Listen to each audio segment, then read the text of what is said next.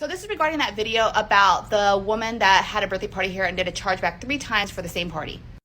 It'll be a longer video. I tried to fit it into a minute. Sorry. Originally, she called over the phone, checked for her date, and paid the balance in full. A few weeks later, we got that chargeback.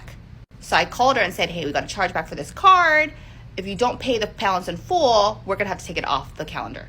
She was such a good actor, you guys. She was all panicky about it and said, oh, I'm going to come in today and pay it.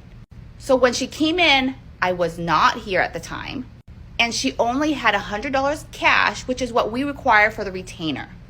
So that is what the employee took. So fast forward day of the party, we usually send out an invoice prior to the party, letting them know what their balance is. This was back in 2018. Notice the invoice was paid prior to her arriving. So I told the employee, hey, because of the fact that she had that chargeback, make sure you get her credit card and ID. When she came, she basically said, oh, well, I didn't pay for the invoice. My friend paid for it. She told us that she was going to text her friend to get that information. Her friend never texted her back. The way that she was at the party, too, was very, very odd. Kind of exaggerated how much she appreciated the staff. We do a lot of parties here, probably like over 100 parties a year, and we kind of know when things are kind of a little bit off.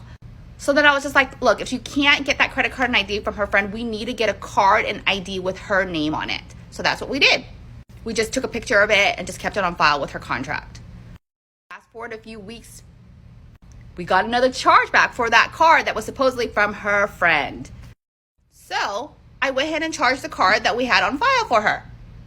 Fast forward a few more weeks, and she went ahead and disputed that charge as well. But the third one I won just because I did have her ID and her name and her contract stating that she was going to pay that.